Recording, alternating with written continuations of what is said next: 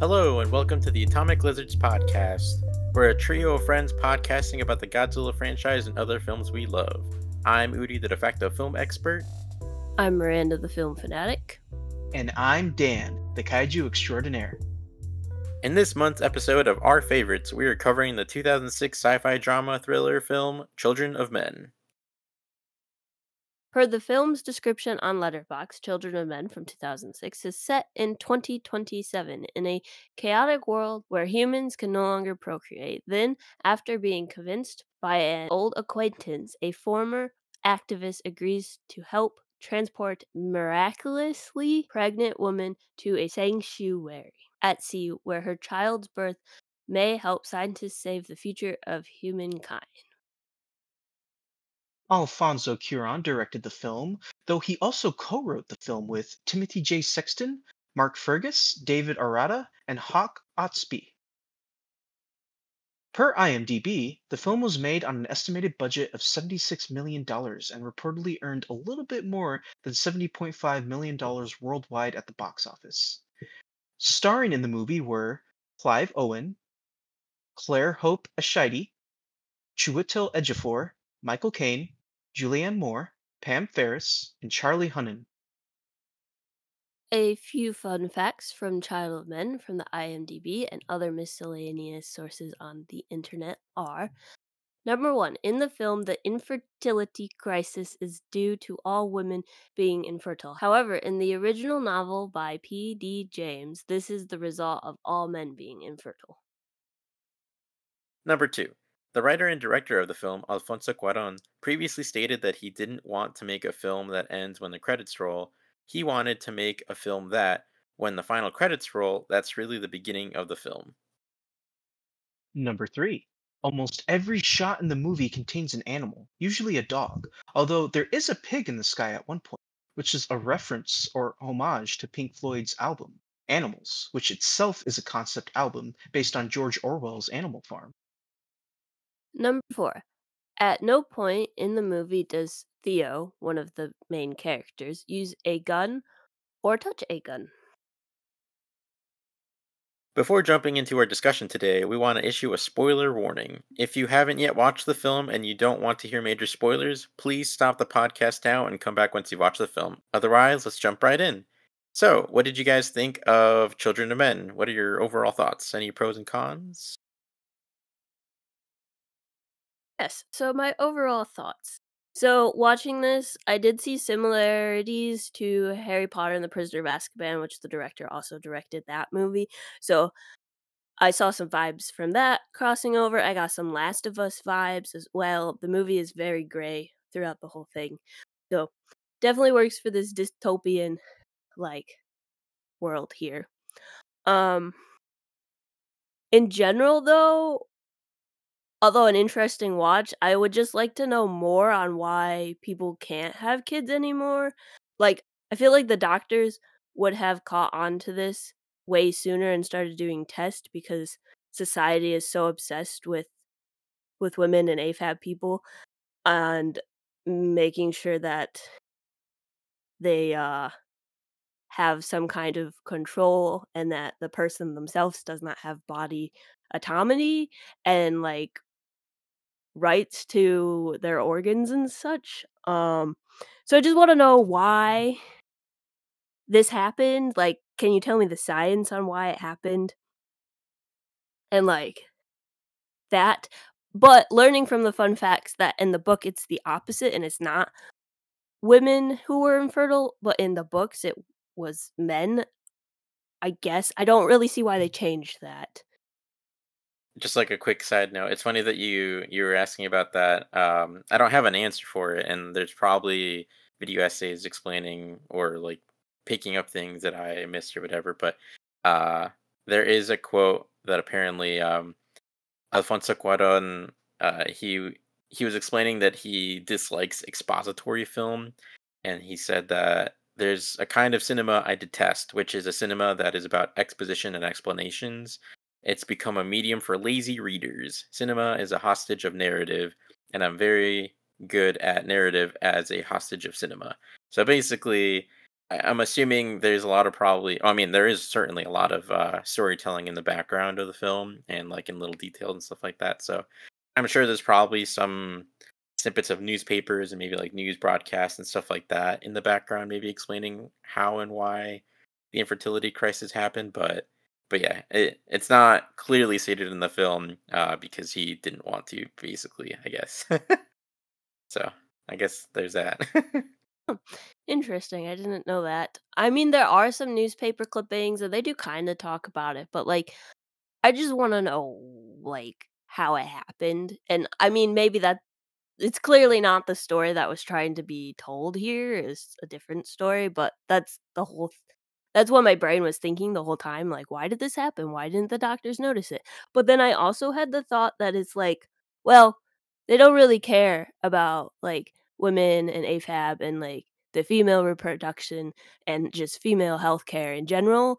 Like, they haven't really studied the female body at all, so, like, it makes sense why they wouldn't, like, catch on to this or, like, try to have, like, doctors figured out. I mean, there's, like, the scientists that Michael Caine mentions, but I'm pretty sure when he talks about them, he only refers to the scientists by "he," which is like, why you have, like, women on that board to discuss their own infertility?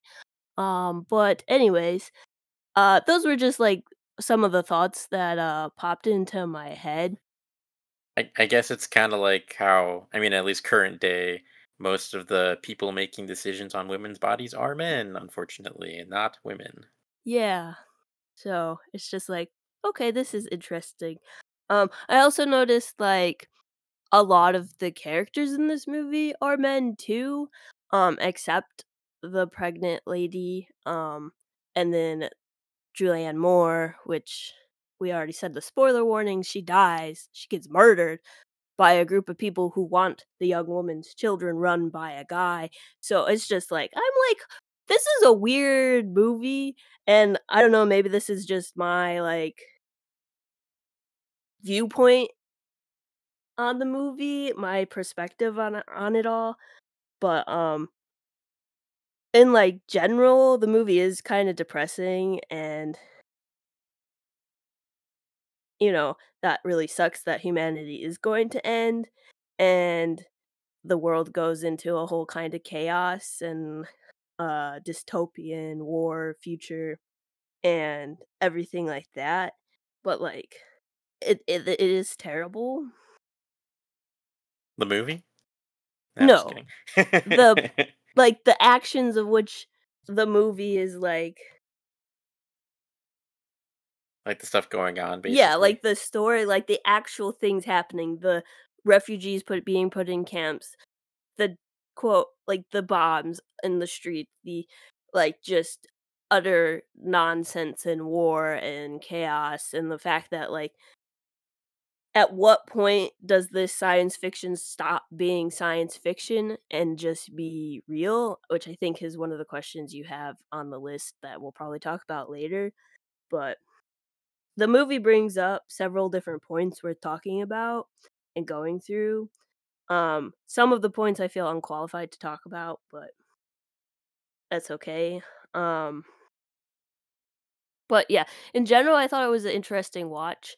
Um, there's definitely some interesting camera movement and cinematography, and like, if you got like, what is it, like an hour and 40 something minutes long, give it a watch. It's not bad.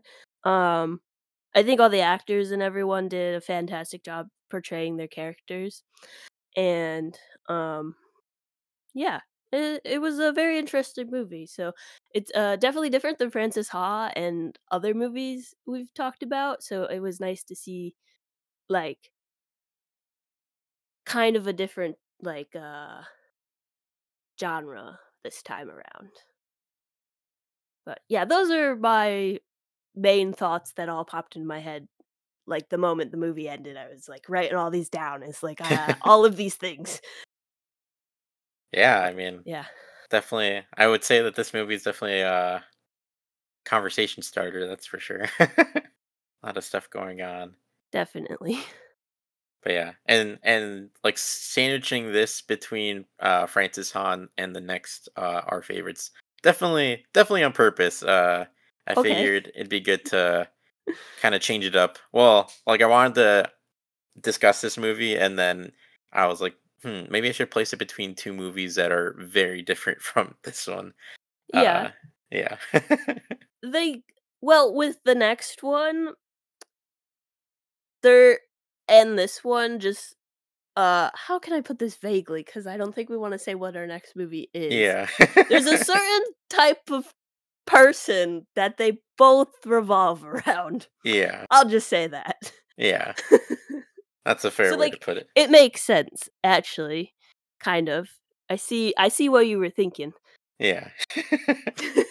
Well, also just in terms of like vibe too. Like I wanted to go. I didn't want to just be like a Debbie Downer for like 4 months. I wanted to kind of bounce between like a fun, light, like fun movie, and then depending on Depressingness, yeah, and utter then chaos. yeah, depression, chaos, and something slightly too real, uh, feeling too real or whatever, and then going back to something a bit more uh enjoyable and But also sad and kind of yeah, yeah. depressing. Also sad, yeah. Also sad and depressing, but not to the extent of like This. existential dread that like this could bring out. Yeah. Yeah. But yeah, that's awesome. Yeah. I'm glad that well, like I won't say that it's awesome, but it's interesting. It's cool to hear all these different like thoughts and things that came up after watching this. And yeah, I'm glad that it was something interesting, something different for you Yeah. to watch and everything. So, but what about you, Dan? What did you think of Children of Men? All right, Children of Men. Let me just say that this movie, I feel, is the epitome of Murphy's Law. Now, I want to preface this by saying that I'm talking about the movie's like story, not the quality of the movie. But what I mean by saying that this movie is the epitome of Murphy's Law is everything that can go wrong will go wrong. As soon as Theo gets in the car for the first time with Jules and we first get introduced to Key, literally everything goes downhill for our characters from there. Like, it's just a non-stop roller coaster of events that happen. There's so much that I was kept on the edge of my seat, and heavily invested the entire time. The movie I felt never really slowed down too much to the point where I found it boring or anything. Even though there were plenty of like serious and dramatic moments, it's not all doom and gloom. I appreciated more of the comedic bits that were sprinkled in here or there, especially with Jasper. I really liked Jasper. But even some of the other characters were able to have some fun moments here and there as well. I thought the entire concept of the movie was interesting, but much like Miranda was saying earlier, I would have appreciated a little more world building, such as an explanation for why the world is a hellscape right now and like why is the UK seemingly the only safe haven unaffected too much from the outside world. And I know Udi, you said, oh well, that's not the director's style. He doesn't want to tell expository stories, which I understand, but personally, just because that's not what the director wants to do, like I don't know, I don't really consider that a good enough explanation. It's like, okay, yeah, that's not what you want to do, but that still doesn't answer my questions. And I know you said, oh, there could be context clues like newspaper clippings, news reports, but I don't want to have to pause the movie and like dig out some newspaper clippings and like read them. It's like, that's just me. There are some people that enjoy doing that, and I respect the director's vision. I'm not criticizing him for that. Like, if that's the way he wants to make his movies, that makes sense. I perfectly understand that, but I just don't find that to be a satisfying enough explanation for my taste, or not my taste, but I just don't find that to be a satisfying enough explanation for me. But once again, that's that's just me. Um, but that didn't bring the entire experience of the film down much for me at all. Like, I enjoyed my time with Children of Men. It was tense, it had interesting characters, and it kept me invested the entire time. Nice. Well, I guess it's fair to say that like this and Civil War are kind of similar in the regard of like there's not a lot of exposition. It's just you kind of have to pick up on little things as you go along to like try to piece together the whole puzzle. And I would say it's fair to say that you don't prefer movies like that, right? I mean, I wouldn't say I don't prefer movies like that because I enjoyed this movie and I also enjoyed Civil War as well. But I just don't enjoy having to do the work myself, I guess. You know, like Yeah. like I once again like to like kind of compare it to video games for a sec. There's like people out there that love exploring, like they love playing video games and exploring things and finding things out for themselves, which I totally get because that helps immerse you into it.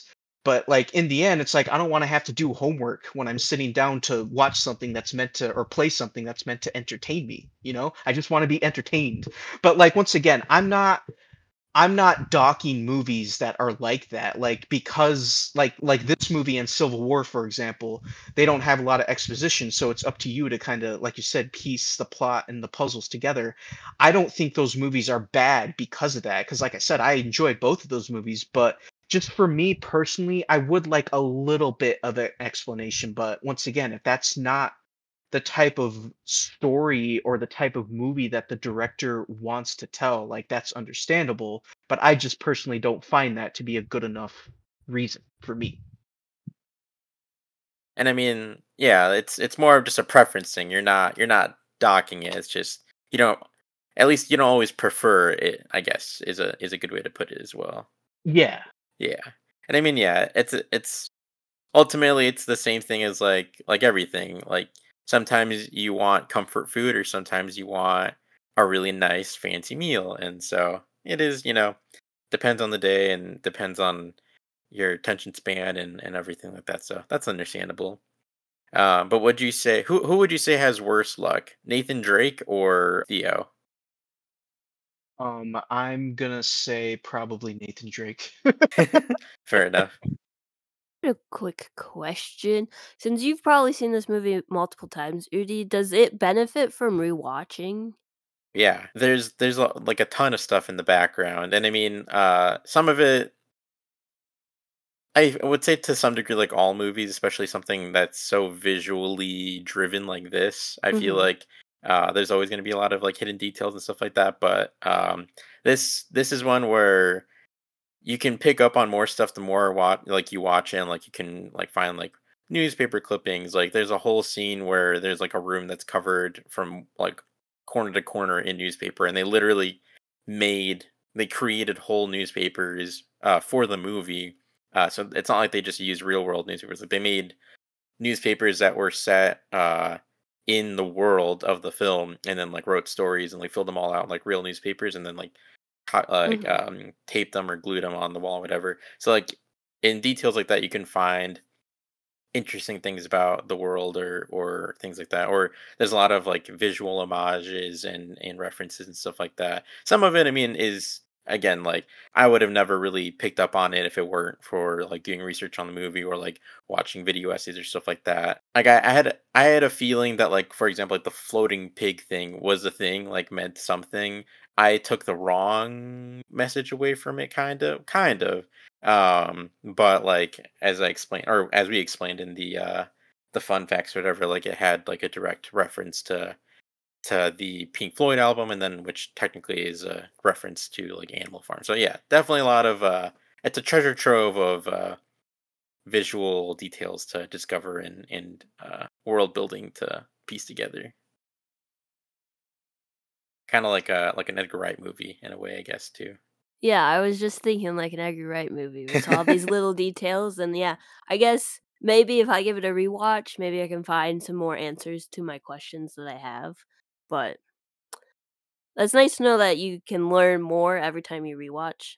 I appreciate that in film, that like rewatchability and learning new things every time. So that that's good to know.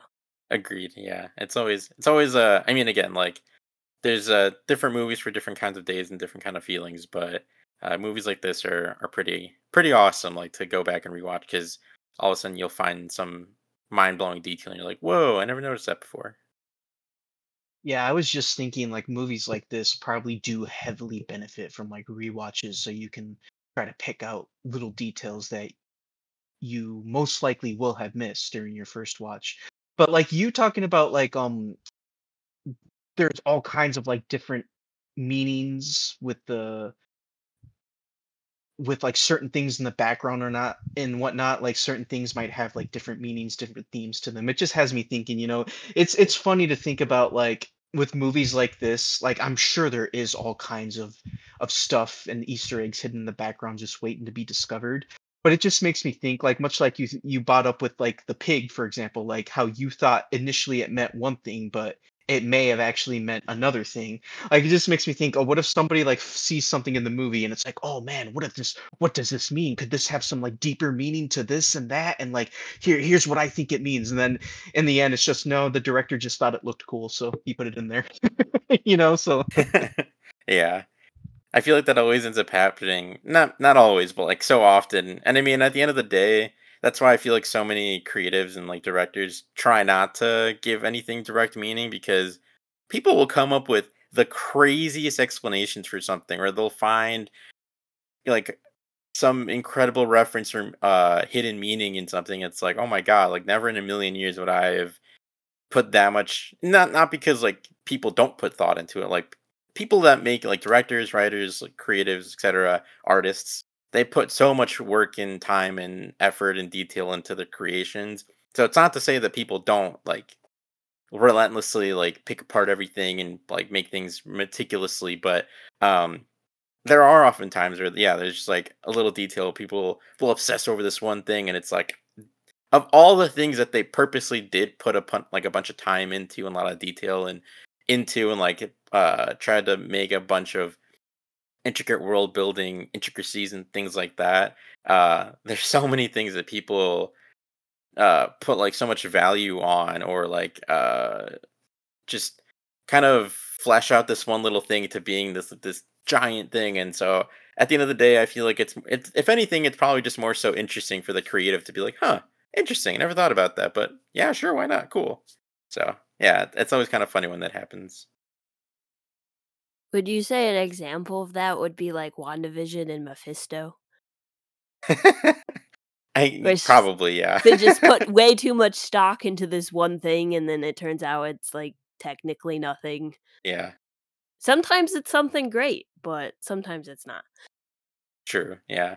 Yeah, and I mean, like, in a situation like that too, it's almost more disappointing, because it's like people get all hyped up for something way bigger than the scope of the thing, and so there it gets tricky, because it's like, well, it's like audience expectations, but it's audience expectations based off of building up um this hype, but like again, like the project wasn't meant to be that, so it's like people get the wrong idea. I don't know. It's interesting, but yeah, that's a perfect example of that, I guess, because yeah, people will make a mountain out of a molehill.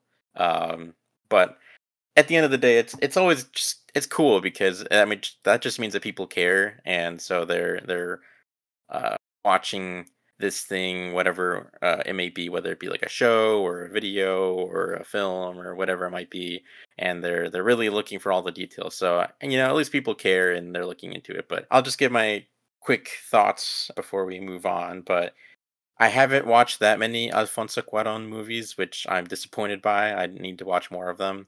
I love visual driven cinema, because when I'm really like in the mood for something like super detailed and interesting, I feel like it's just like, yeah, these are movies that you can watch like relentlessly. Basically, you can watch over and over and over again and always pick up on something new. You can look up video essays, you can read articles, you can read uh, like whole dissertations on films and stuff like that. And again, like a lot of this stuff might not even really be on purpose. It might just be things that people focused on and interpreted in one way, and that's cool. And at the end of the day, if you ascribe like a certain meaning to something, even if it wasn't the intention of the creator, like, if it means a lot to you or something, that's awesome. So I really like visual driven cinema, or like just casual like world building, whether like in dialogue or background stuff. So like a lot of Edgar Wright's films have stuff like that, like Miranda and I mentioned, where like in the basically all the time there's foreshadowing on like TV screens that are gonna foreshadow things, kind of like in Baby Driver, towards the beginning of the movie. There's like a he's like flipping through the channels, and then there's like this commercial that foreshadows the finale with, I guess I won't spoil that movie because we didn't talk about that movie. It foreshadows the ending of the movie. I'll just say that. And like, there's a lot of stuff in the Cornetto trilogy, like Shaun of the Dead, Hot Fuzz, The World's End, that does that as well. Yeah, and then like Denis Villeneuve is another big visual driven cinema guy. I don't I would say that at least most of his later projects, at least, aren't as crazy heavy in regards to like you have to really, really look into all the details to understand. But I mean, there's always a lot of world building in the background and whatnot, and in the details of his films. Um, and then yeah, like Christopher Nolan as well, especially some of his earlier work and stuff like that. I mean, yeah, Denis again, a lot of his earlier work as well. But yeah, so anyway, actually talk about this movie. Yeah, I first watched it in 2020. I had owned it for a couple years before that, and I had heard about it. I knew of it. I had no idea that it was from 2006, though. And that was crazy to me that that it was in essence so old.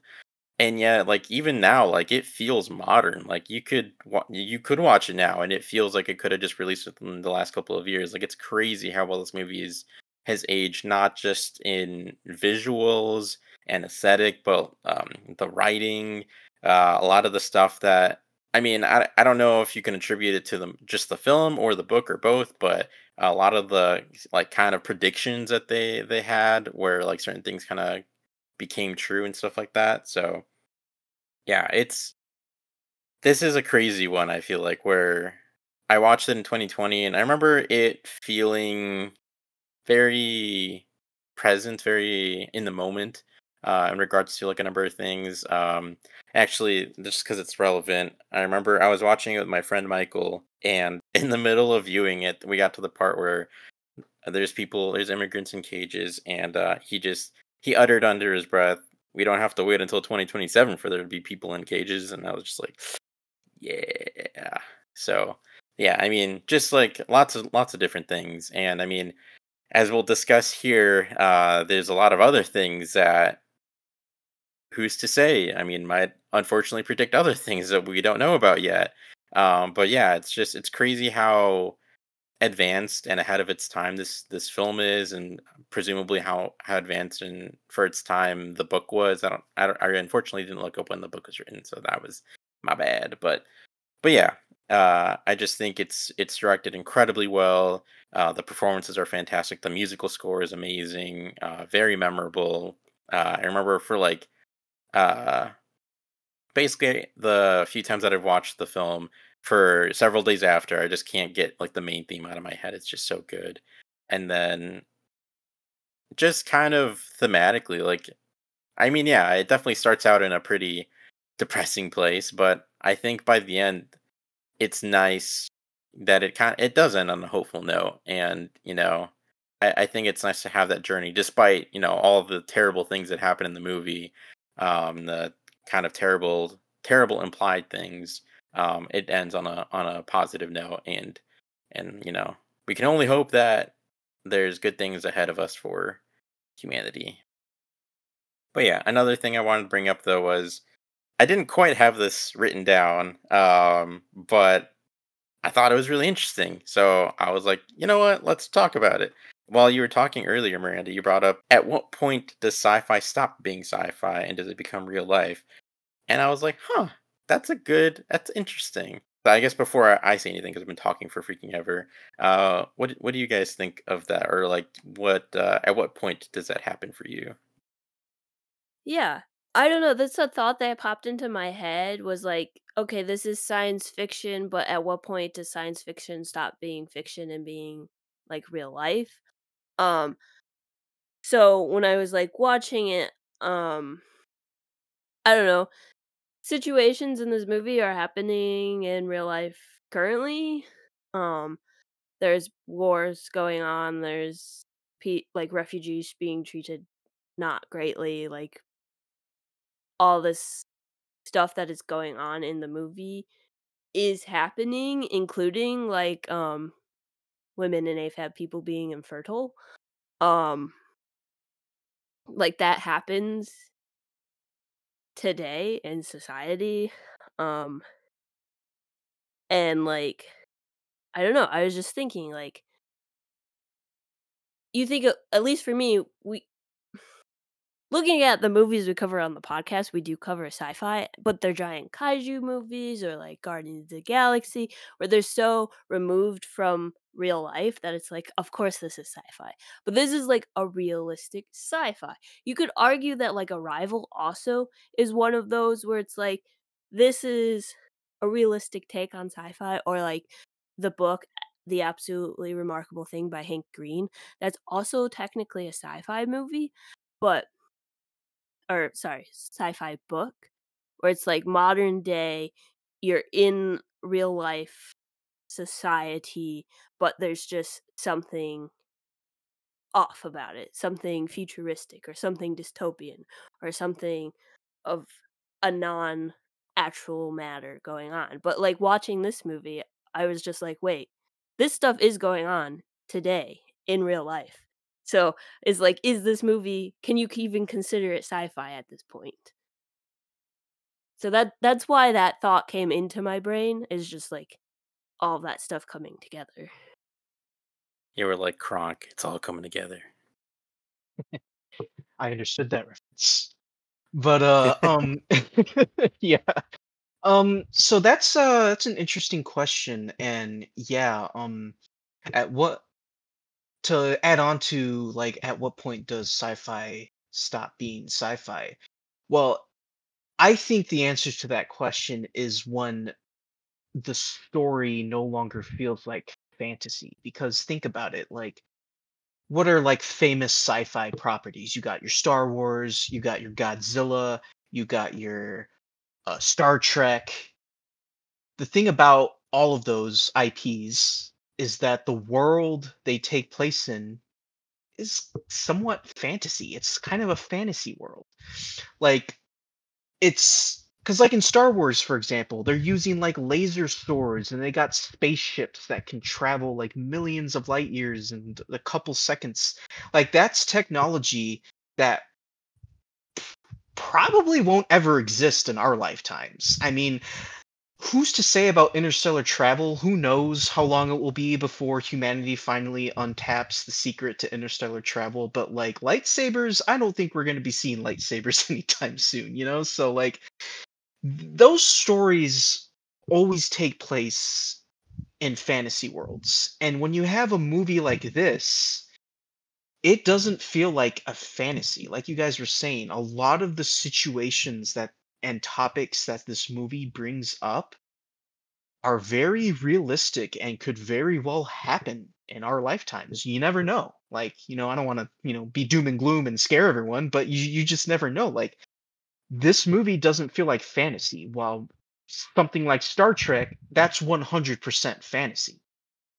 So I would say, yeah, that's my answer to that question, is I feel like sci-fi is no longer sci-fi when the situations that when the situations that these stories take place in no longer feel like a fantasy to us.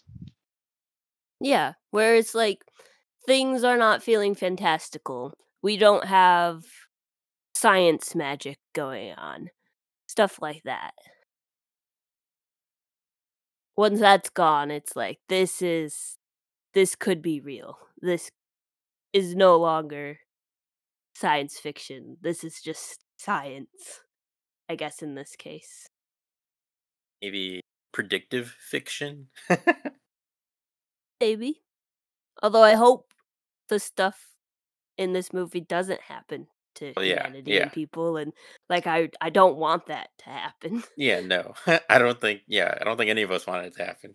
I was just trying to like overall comment on like this Yeah, type no, of that makes thing. sense. Yeah. um, but yeah, I guess like this was an interesting question. That's why I wanted to talk about it because it's interesting, but it's also like a difficult. I mean, I think for everyone, like the it depends on which point the movie starts to feel more real, and to I guess to which point it starts to almost feel maybe uncomfortable. Like, oh, this feels real. Like this doesn't feel like a fantasy or like just like I'm watching a movie. Like this feels like I'm watching the news. But I mean, to some degree, I would say most, if not all, sci-fi is basically just like, um, to use like video game terms, it's basically just like a skin DLC, uh, for real life. So basically, like Blade Runner, it's very sci-fi, but it's at its core, its thematic content and like the story it's telling, very real. Basically, like a being who is born or created, however you want to phrase it, asking like why they have mortality, like why they have to die and they're not ready to die. And I mean, a lot of other stuff. There's a lot of other stuff in Blade Runner, but like also that you have like mega corporations and cyberpunk and stuff like that in sci-fi. And it's like, oh wow, like for me, like I love cyberpunk. I love the cyberpunk aesthetic and the game. But like that, at a glance, it's just cool futuristic sci-fi, but it's not. Like it's very much commentary on today's world and just kind of like holding a mirror to us, but just changing it enough that it's not depressing to think about, but just like again, it's just like a skin change. It's like a Fortnite skin. The core is the same, but the outside looks different, so it tricks us. But sci-fi at its core is always very relevant to like what's going on today. And again, obviously, everything is always like to some degree open to interpretation. So like, not everyone will pick up on the same things, or like, for example, like Dune. You could watch like at least the 2021 and newer Dune. You could watch those movies and pick up on something and think of it one way when I mean again like the source material is from the 1900s. I think like the 1950s 1960s ish, um and so maybe 1970s, I don't know, doesn't matter, but like basically older 60s. material. 60s, thank you, you got it. um and so yeah, so it's just like it's material from the 60s. There's no way that they could pick up on modern events and write about it, but people can write fiction and pull from real world events. They can look at history and try to deduce like what could happen, or they could just be telling a story that ends up again. History is a cycle, so you might see one story of something happening in one country at one point in time, and then boom, all of a sudden 50 years later same thing happening. So yeah, I just think it's interesting because, like, for me, like, I view sci-fi as being synonymous with the issues that like happen in real life and the real world and stuff like that. So like for example, like a lot of android and or replicants, like stories like that basically have a lot to do with like human rights and racism and xenophobia and like homophobia and stuff like that, because it's like you just replace like X-Men. Like X-Men is basically like, if you look at it from like, yeah, it's like cool comic book characters or whatever, but it's very much like a metaphor for like gay people and like their struggles and being ostracized in society and seen as weird, like weird people, where it's like no, they're just people. They just want to exist in society unbothered like everyone else. And so, yeah, I don't know. For me, it's like sci-fi. I don't know what that distinction is for me. I mean, I guess at that point it'd be like this is probably teetering on the line, and this probably felt more sci-fi-y in 2006 than it does now, for better or worse, I guess. Probably not really for better. Um, but yeah, I guess this is one of those where like it's aged so well that it's become more relevant in certain regards, but also it's like it's also unfortunate. But yeah, like something like Blade Runner or Arrival or uh XYZ, like 2001 Space Odyssey, like stuff like that. Like that's stuff that will be timeless probably, because its ideas are fairly universal. Um but even though they're universal and they can last generations, they're still relevant to like what was happening on in the world at that point, or maybe the person was looking slightly ahead or in the past or stuff like that. So I don't know. Just it is an interesting thought because yeah, like for me, I hadn't really thought about that before because again, sci-fi for me was always just kind of like a reflection of what was going on or stuff like that. So yeah. That makes a lot of sense. The sci-fi is a reflection of what's going on in society and also could quote unquote predict the future of society. I think I've brought that topic up before. It's like whether or not media is reflecting what they're seeing or creating society as they see it, all that fun critical analysis jazz. Um, but it's also like looking at it and listening to you speak, it's like horror movies as Yeah. well. They're critiques on society, or they offer up certain things that are going on in society, but package it in a horrific way because they're horror movies. And then sci fi does it more in a we're gonna like stretch the fiction here. We're gonna make things a little uh like a little sciencey. We're gonna add robots, or we're gonna add neon colored signs and stuff. And it's like if you take those ideas and then you actually like observe what's going on, it's like in Blade Runner 2049 when they're like he's like flying around and he sees all those billboards and stuff. That's just New York City, Times Square in today's society. Like those are ads in their dystopian world, and we're watching ads at the Times Square. It's like very similar points, and it's all like you were saying. It's like all kind of reflecting society or critiquing society in some sort of way. Yeah. Yeah, and that's a perfect example, like the sort of Blade Runner holographic ads and stuff like that. Because yeah, that's very well. One, that's just like commentary on capitalism and all that jazz. But yeah, like perfect like mirror example could be like yeah, like Times Square being a perfect real world example of something like that happening right now. So, but yeah, and to just kind of bring it back to like the question, but also kind of bringing it into this other question I had in mind. So we kind of like talked about at what point does sci-fi stop being sci-fi and it become real life, and we talked about how in the film like it's not really explained how or why like the women became infertile and et cetera, et cetera. This like again, I didn't look it up, so I don't know. But one potential real world way that this could, hopefully not, but could happen is there have been studies in the last couple of years and especially recently that has seen a rise in microplastics being found in the human body, but most specifically in human genitalia, and it's unknown right now like what effects this could have. Like maybe it'll just lead to more birth defects, maybe it'll just lead to we don't really know. But I mean, unfortunately, like if this continues to get worse, plus like I mean, yeah, infertility rates have dropped. You know, population rates have been dropping at a pretty alarming rate across the world. So with the rise of microplastics being found in in the human body, a children to men situation could happen. We don't know. I mean, again, hopefully not, but we don't know. And so, do you guys think that something like this could happen? Given things that have been going on, or do you still kind of feel like if something like this were to happen, like it would be something else, like it wouldn't be like microplastics or whatever, or just in general, do you think it's just too far fetched as like a concept? Do you think still?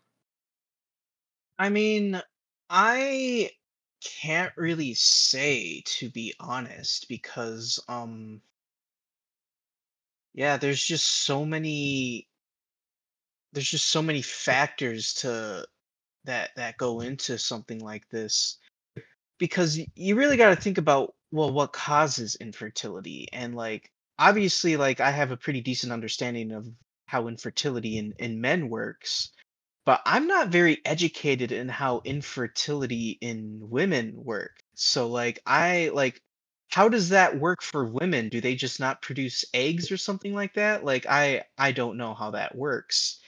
And like, for men at least, like, I feel like we would only reach a situation if there was just something that would cause men to, not produce enough to cause pregnancies, So, and yeah, I don't know what situation could happen to our society that could cause that. Like you bring up the microplastics. Yeah, that is definitely something that could affect us long term if that situation gets worse. And who knows what type of effects having those inside of our body will have for long term exposure.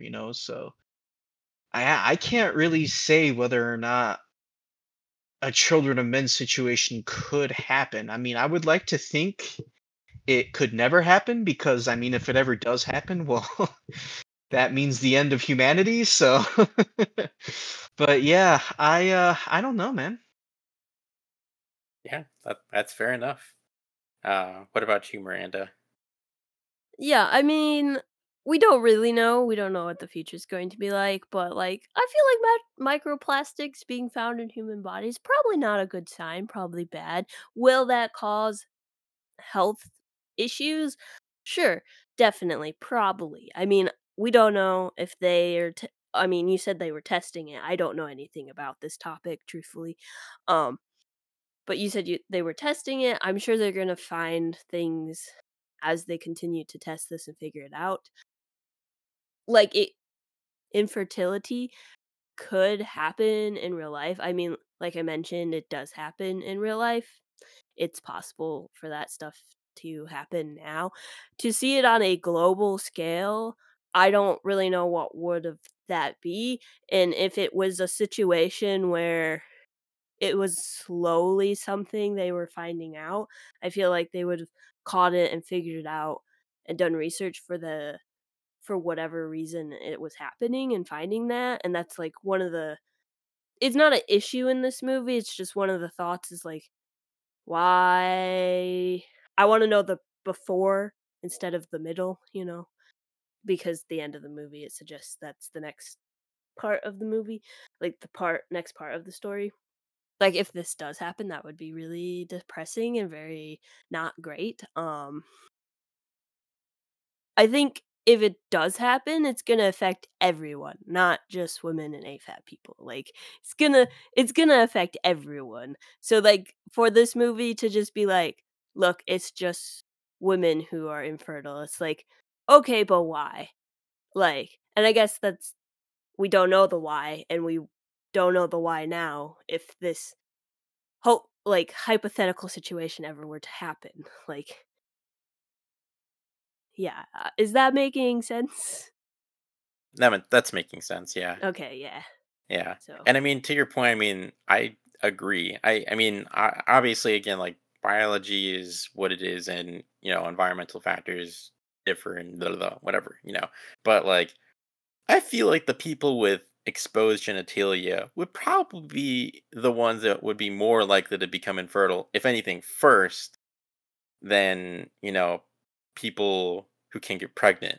Like, I don't know. So, like, I don't think it would. I think it'd probably be men, or I don't see why in the movie it's women. And again, like we talked about, like that's a change from the book where apparently it was men. So doesn't really make sense. Kind of odd. But I mean, yeah, I don't know. But yeah, um it creates some kind of confusion in my brain, and I would like to know why they switched it and what the book has to say and how that differs from the movie, but like that's a different conversation.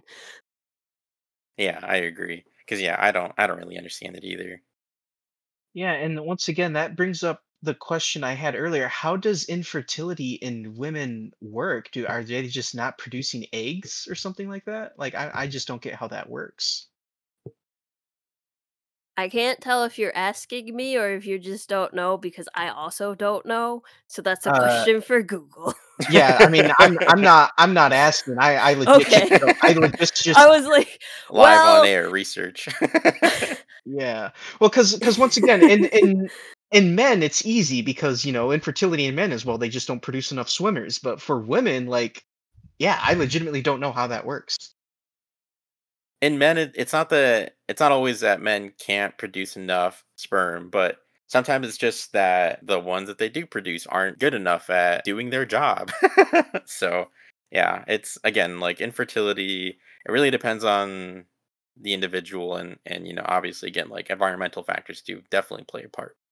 I guess like my only not really counterpoint, but the only point of reference that I could think of, and it's not the same to like to your point, Miranda, of like, well, if they found out that there is this thing causing it, so just for the sake of it, for the sake of argument, I guess, just because it's a real world thing that is being studied right now. For the sake of argument, let's say that microplastics are the thing that end up leading to real world like infertility rates dropping or like just in general like people becoming infertile.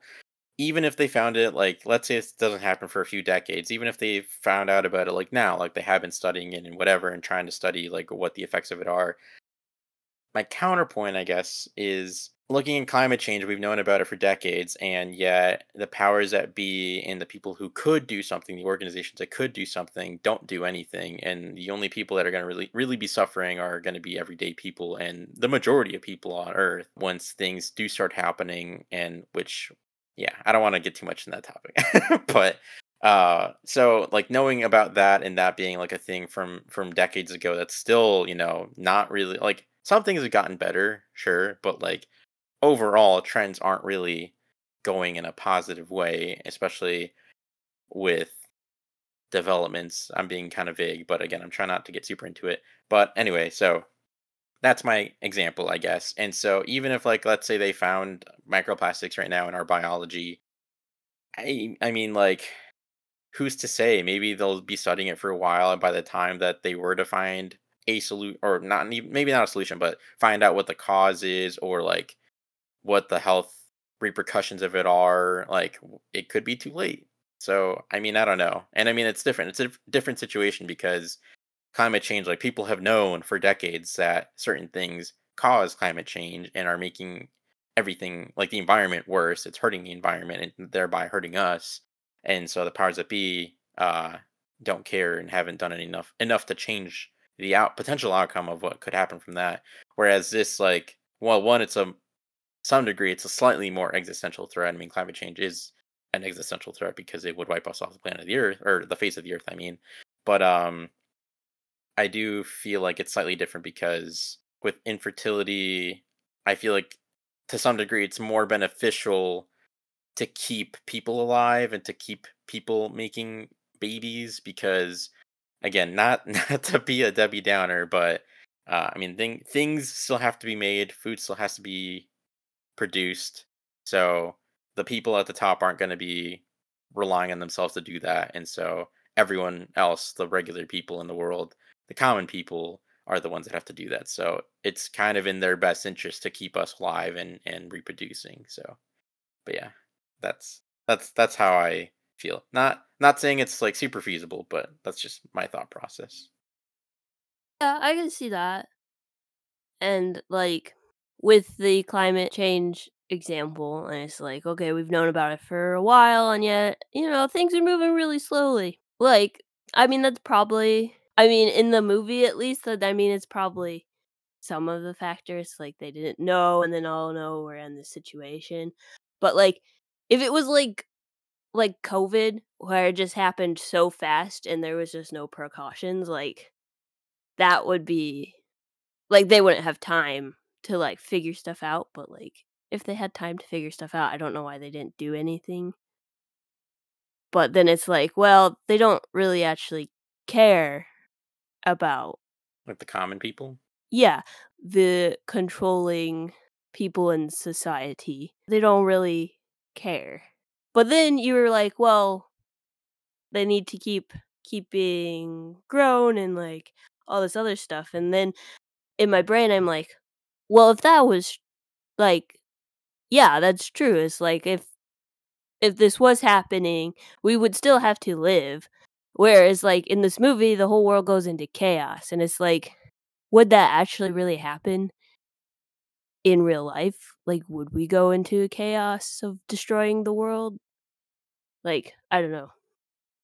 That's a thing that popped into my head. So slightly different than what we were talking about, I guess.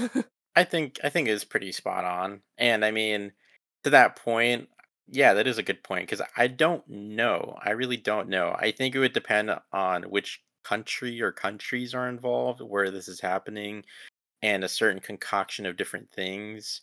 I like meant to make more notes about this, but I mean, there is like commentary on not necessarily like real world commentary, but just like I guess the better way to put it is that there's world building about like the state of the different countries, like the UK and stuff like that, and like other general politics stuff that's happening in the background of the film.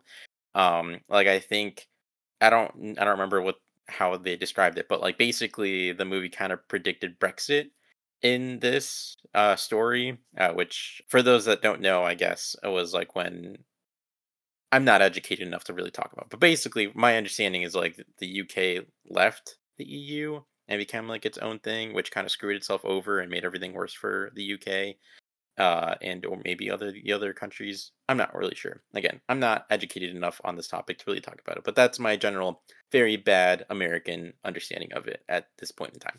But yeah, so I think it would depend on a lot of external factors to decide like if things would just evolve into a bunch of chaos. But I don't know because also, and I mean, again, not to get completely off topic, but it also depends on how quickly and readily certain people, especially certain world leaders, would be to just using nukes, because that would, again, I mean, I think we lightly talked about this during our Oppenheimer podcast. I don't know, I don't really remember, but I mean, yeah, once one superpower starts firing off the nukes, and everyone does, and that's game over. But yeah, so I don't know. It's interesting to think about, but yeah, it's hard to know how if and when it would get to a situation quite like the one in the movie. Probably not. I'll say probably not. But yeah, all that being said, I mean, you kind of already answered this in the beginning, Miranda, but you said, yeah, this is pretty depressing to watch. So, do you guys find it depressing to watch? What about it? I mean, again, you kind of explained this already in your intro, Miranda, but what about it particular or in particular made it depressing? And do you think like that's the point of the movie? Like, do you think it was meant to start out that way or to just be that way for thematic or story or any other purposes, or is that just the vibe? I guess. The story itself is definitely depressing. The end of humanity is coming and the world is at war, and that's some depressing stuff. But also in the back of my mind, all I could think was like, ha, the society and the government so focused on making sure that people don't have abortions or proper reproductive health care or yeah, so audio issues. Apologies. Anyways, back to my point. So this movie is depressing. The story is depressing for sure. The end of humanity is coming and the world is at war. And that's some depressing stuff.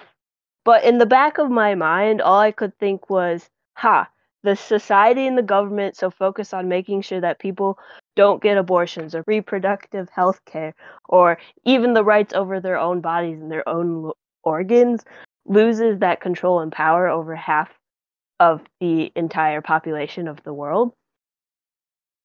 And that's my 2024 American view on it. I have no idea what it was like in England and 2006. This is just my current viewpoint from where I'm from and the society I participate in. But to lose the ability to have a child is something that people struggle with today, and that's really tough for those people, and it's a really complicated situation. And like the things that make this movie depressing is the fact that people and humanity in this case they were going to end, and just the war and the way they're affecting people. And then instead of coming to a solution are coming together to try to solve this problem and create a solution. Society just doesn't. And they just turn all those emotions on people who are alive, and then they treat everyone terribly, especially the refugees. And I can only assume that women are getting a lot more hate and a lot more violence towards them in this situation as well. And like there are some moments of hope in this movie. Like the moment when Key is at the house with the refugees that helped her, and they're eating an orange. I see that moment as hopeful. And then the one moment of peace where everyone just stops fighting is I would say that's more of a moment of peace and I guess hope as well. Um in this movie, but overall, like to think about the actual stuff going on in the movie, to actually like watch the movie, although there are like lighter moments, it's definitely a depressing it has a depressing feel to it. And I think that comes in play with like how it's shot and the color grading and the cinematography as well, not just the story, but the whole piece together. I think I think that's very well put, and I don't totally agree. I didn't initially think about like the point you were bringing up earlier, but yeah, it would honestly be a big sort of like fu from the world basically, uh to like all like the government again from the American perspective and whatnot, but like big fu to like the government's trying to control women's bodies and people who have the ability to have children and stuff like that to be to be taking away their rights and restricting access to very important and life-saving healthcare. It'd be the biggest like karma, I guess, in the world ever for that to happen. Obviously, would be unfortunate for humanity, but would be at least like in a way comeuppance in a way that they couldn't control. But yeah, I also agree on like even just like little moments like you said, like the orange eating and whatnot, being kind of like little glimmers of hope throughout, which is nice. What about you, Dan? Well, I mean, it's like, we were saying earlier, like how I brought up Murphy's Law. Just everything that can go wrong will go wrong. Like that's what makes it depressing, Like, and it sucked to see like Julianne Moore's character just die the way that she did. And at first, like when I was first watching the movie and we got to that scene, I was thinking like if I was Chiwetel Ejiofor, just ram the car forward. Like that's what I would have done in that situation. But isn't he technically in on all of that right there? Yeah, he's a Yeah, bad guy. yeah. So he was in on all of that. So like that at that point. So once I figured that out, it's like, oh, so that's why he didn't really do anything. But yeah, so like it sucked to see her character die, especially because like that really affected Theo pretty badly, and like man, it sucked to see Jasper die because I liked Jasper, and it's just like, ugh, those characters just made me angry. Like I hated those characters. It's like, God dang it, these guys are just coming in and just being annoying and like ruining everything. So yeah, I did find the movie a little depressing at times.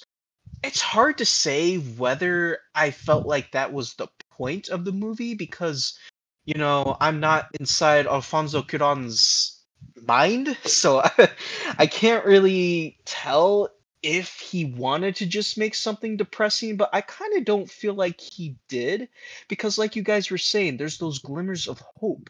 Like you brought up the orange eating scene, for example, but and then Miranda also brought up that one scene where like they're all like shooting, like they're all fighting inside that building, but then they all see that Key has the baby with her, so like everybody like just stops and like observes her and the baby, and like they're like giving her like blessings and whatnot. Like that was pretty hopeful. And then like the end of the film, despite the fact that, spoiler alert, that Theo dies, the boat gets there to rescue Key and hopefully take her off onto that sanctuary that they were talking about. That's pretty hopeful if you ask me. So it does get really depressing at times, but I don't think that a majority of it is. I think it can be hopeful at times. And I kind of feel like that's what the director was going for. It's like, there's always that light at the end of the tunnel. So that's how I feel, at least. I know that saying that is a stupid question. Is the movie depressing? I mean, yeah, of course it is. But well, first of all, that kind of came from like I did some research a few years back trying to find sad and depressing movies. Don't ask. Are you okay, Udi? It was a few years ago, all right. Um, Yeah, are you okay? Should we be concerned? no, I'm good. I'm good. I'm fine. Okay. I'm fine. Yeah, I'm fine. Okay. But anyway, I was doing research and like this movie came up a lot of like some of the most depressing movies ever, and so I was like, interesting. I'll write it down. And I mean, and again, like I watched this in 2020, which as a fresh grad with who was aware of things going on at the time wasn't really like the brightest of times, and there was a lot of uncertainty in even just daily life and what was going on and whatnot. And thankfully, like my family and I were in a good enough position where we really didn't struggle that much, thankfully. So I'm very grateful for that. Obviously there's a lot of families who lost a lot in that time, so I I feel lucky, despite everything internally that I was feeling, but I was lucky that not like more worse things didn't happen. But that aside, yeah. So I mean, I watched it, and I mean, it is depressing, and like the concepts are depressing, and even just some of the stuff we talked about here is depressing. But I mean, yeah, I don't think it's the point of the film, like Dan was saying. To some degree, I mean, yeah, I think kind of like what Dan was saying, this is also how I feel. I feel that it was purposely designed to be kind of like even from the worst, like most depressing possible point possible. Like there is and can always be hope, and uh,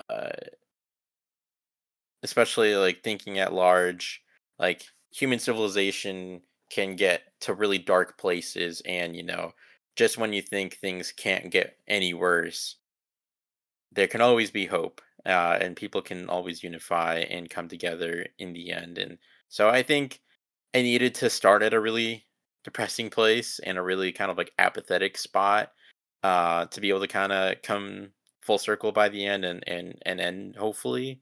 Um, but I do think that that makes it more powerful overall as well, because I mean, yeah, sometimes life can really seem just brutal, and so I think seeing that and seeing how dire things can get, and then seeing that there's still hope in the end, makes it a more powerful story. And I mean, just in general, it's a very human story. Obviously, centered around people and whatnot, and I mean, birth and babies and infertility and stuff like that. Very very human elements, because it's literally everything that has to do with our existence. But yeah, I think it was meant to kind of be like a pendulum, like start in like the worst, most dire spot possible, and then end up in a hopeful spot. Obviously, again, the way he designed the movie was supposed to be kind of like where it ends is like the beginning, or vice versa. But yeah. Jumping off your point, yeah, although it is depressing, there are moments of hope, and that the movie does end on a more hopeful tone. I mean, everyone like he meets dies, which really sucks, but um she had her child, and she's going to get rescued by the human project, and hopefully they can help her, and like humanity can try to get back on track, and they can figure out a cure or figure out a reason why this stuff is happening. And like, I don't know, I think there would be some residue, like trauma from all of this stuff. So I don't think humanity would go back to normal, but it definitely would get better from the situation that at the end of the movie. So it's definitely, although depressing, hopeful. Oh yeah, for sure. I think there would be a lot of healing necessary, and a lot of, I mean, at the end of the day, there'd have to be a lot of unifying too. And I mean, maybe even just like taking the scene from the beginning, like, and again, these were just regular old people, but the opening shot of the film is like this cafe of all kinds of different people just standing there together in silence and in shock and horror, because the youngest person on the planet was murdered, and they're broadcasting it on TV, and everyone's just collectively sad and depressed that the future of humanity was just killed for nothing. um but so taking that and applying it to the end, like everyone stopped fighting. So maybe, word spreads around the globe that there is hope that some people might still be able to have babies and reproduce. And, hopefully these people are taken care of and humanity can come back to a place of relative humanity and being civil and, unify to kind of heal and rebuild things again. But yeah, I don't know. It's interesting. But anyway, did you guys have a favorite moment in the film? Was it a favorite sequence, a moment, joke, interaction, shot, etc., etc.? And uh, did you have a favorite character as well? Were they in the moment? Were they not? What do you guys think? Once again, I already kind of mentioned this earlier, but I love Jasper. Michael Caine. I like Michael Caine. He's a great actor, and I really liked his character in this movie because once again, and I've mentioned this in previous episodes before, but I always like if they're written well and they're like not annoying and whatnot. I always tend to like the somewhat comedic relief characters in movies and TV shows, and Jasper was definitely he fit the bill of like being the a little more like a comedic relief character, and I liked how kind he was when Theo brought Key back to his place, and like Jasper was like immediately like willing to like help and whatnot. So I like that about his character. As for favorite like part, I would definitely say my favorite part of this movie was near the end. We had mentioned it earlier where everybody sees Key with the baby and like just everyone stops fighting. Like I don't know. I just find moments like that kind of just cool because you have this huge human conflict going on. Both sides are trying to kill each other. And yet there's something that's so beautiful that it causes both sides to just stop. Like at that point nothing matters to like the killing isn't what's important anymore. What's important is like the future of humanity, and it's walking right past them. Like I thought that was really cool, so I would say that is probably my favorite point in the movie. And I also, I'm someone who just I love believing in like the good of humanity. I know like in the world that we live in right now, it's really hard to believe in the good of humanity because like the world's just full of cynicism and like we have issues going on with our environment and whatnot that people aren't that have the power to like enact change. They aren't doing anything, but I still like to believe in the good of humanity, and like that scene right there reminds me of this movie. I forget what the name of it is, but it's based off of a real life event during well, real life event.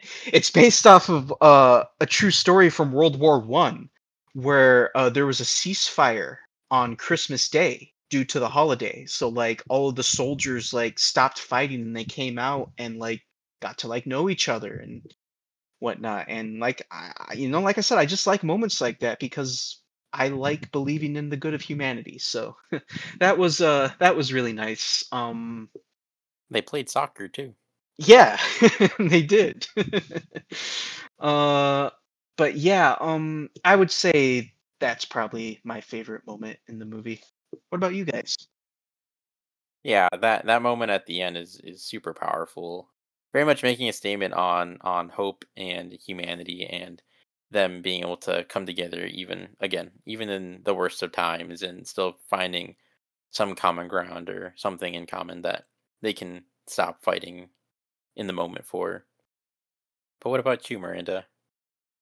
Yeah, so you guys are over here like, "Oh, this is such a peaceful moment. It's a good moment." And I agree. I do like that moment. It's very good. But my favorite sequence was actually um when they're driving down the street in the car and then the gang shows up and then that just the chaos and then it's like a long take and the camera spins around while in the car, and that's when like Julianne Moore's character dies. The whole conflict there, I really liked that. Yeah, I really liked that sequence. I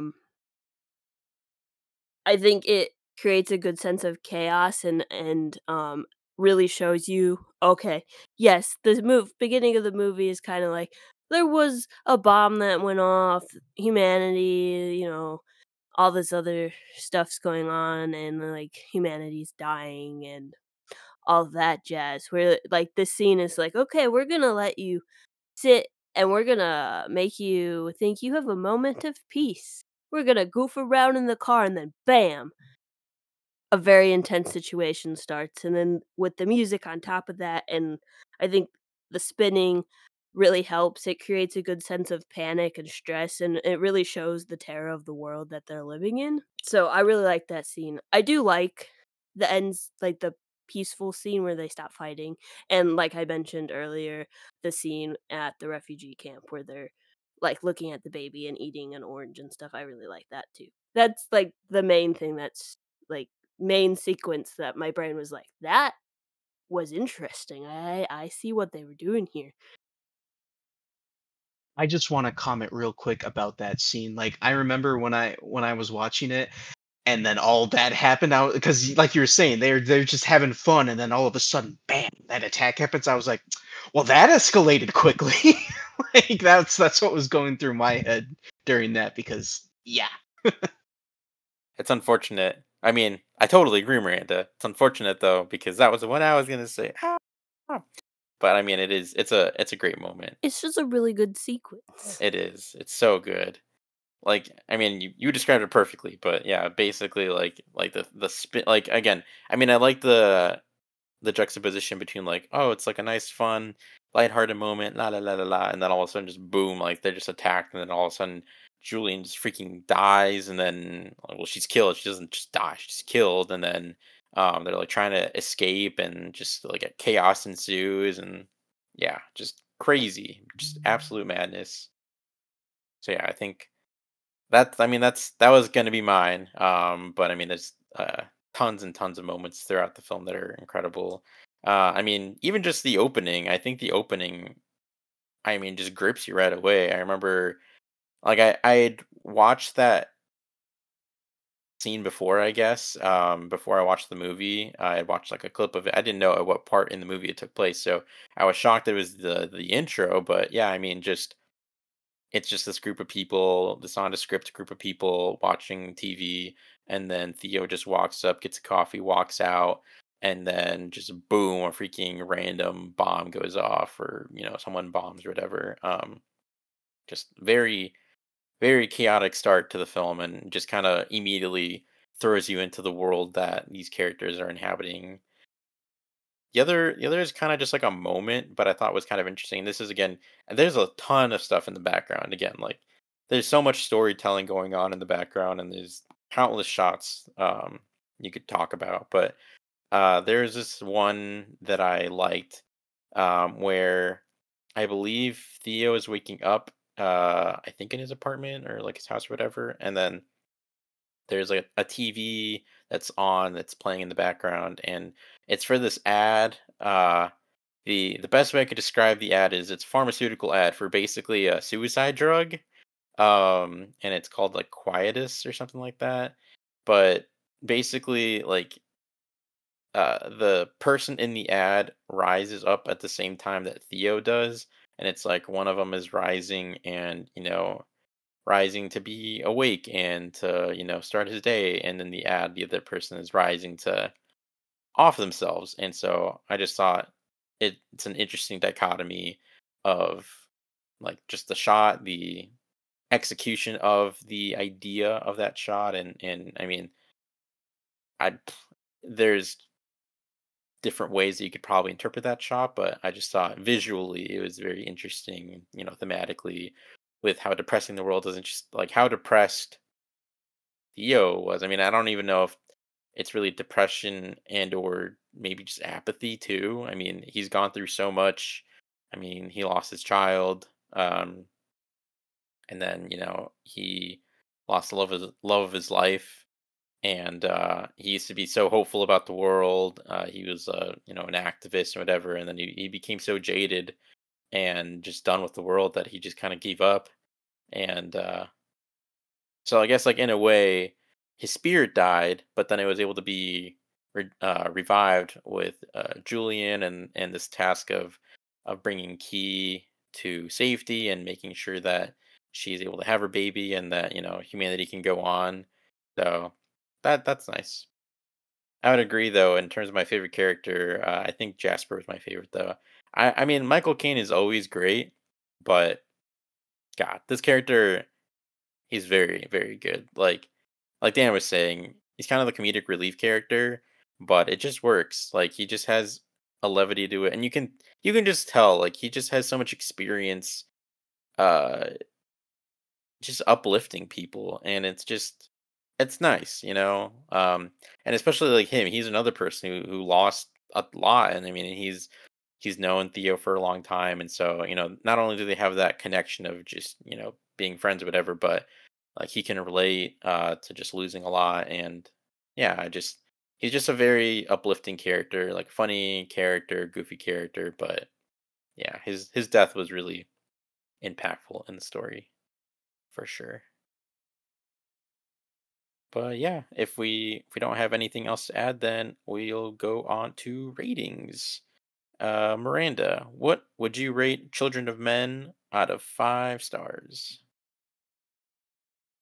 I would rate it a 3.5 out of 5.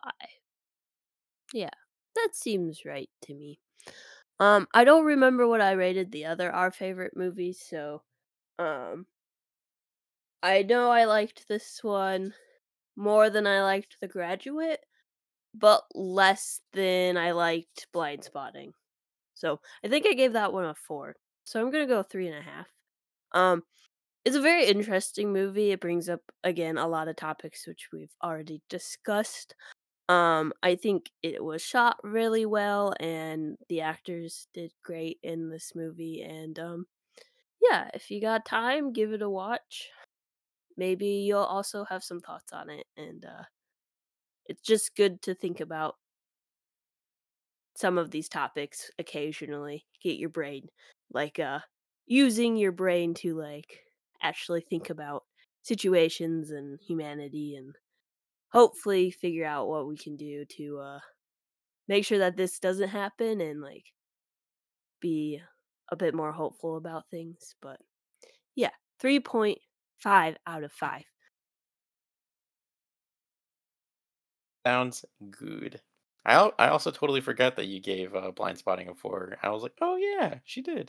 That was cool. Like I'm pretty sure I did. I don't really remember, but I'm pretty sure I did. Yeah, I don't remember, so I'm gonna take your word for it. But what about you, Dan? What would you give Children of Men out of 5? Yeah, so to quickly summarize my thoughts once again, I felt like this was a very well-made movie. It had good writing, great characters, very tense, keeps your attention, very well filmed. I'm gonna give it 4 out of 5 stars. I really liked it, and I think it's a movie with a lot of important things to say about our society and whatnot. So yeah, 4 out of 5. Hey, we love to see it. And for me, I am not biased at all. Of course not. No, why would I be biased? I'm gonna give this a 5 out of 5. Woo! I mean, yeah, as I just want to say really quickly, have you pretty much rated every Our Favorites movie 5 out of 5? Like, I don't think you've rated a single one lower than a 5. I Just an have, observation. Oh, have you? Which one? I think the double. I don't know. I for sure haven't done all of them 5 stars. Oh, okay. It just Yeah, seems like it though. I mean, they are my favorite movies, Yeah, I was but gonna say they're your favorites, so it makes sense. But because I remember like Miranda, she was talking about her past ratings, so I was like, it just made me think of that.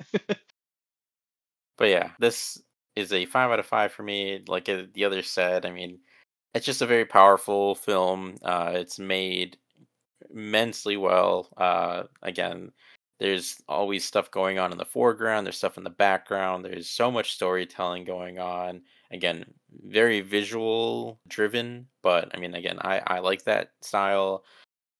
I may not always be the smartest person. It might take me a few watches. I might take me some to watch like some video essays or read some articles and whatnot to like pick up on some things or understand some things or just see things I would have never known. And I'm like, oh, that's really cool. That's interesting. I'm like, oh, okay, that makes sense. But yeah, I just in general, I just love stuff like this because not only is it just interesting to me, but I feel like it lends itself to kind of like building a community around it in a way, and or maybe just like the sense of like a community. Like even if you just get a bunch of friends and start talking about a movie, like that's cool. Like if you can just sit around the table or sit around the microphones and make a podcast about it.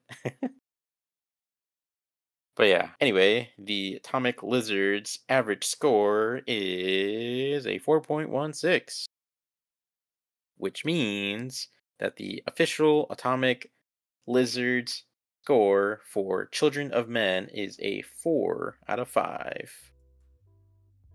Thank you so much for joining us and listening to our conversation about Children of Men. Stay tuned for upcoming episodes on more movies currently playing in theaters, favorite films of ours, and kaiju films galore. If you're interested in hearing more, check out our previous episodes, and as always, you can find us on Instagram at atomiclizardspod and on Letterboxd at atomic_lizards. Bye! Have a good night, everyone!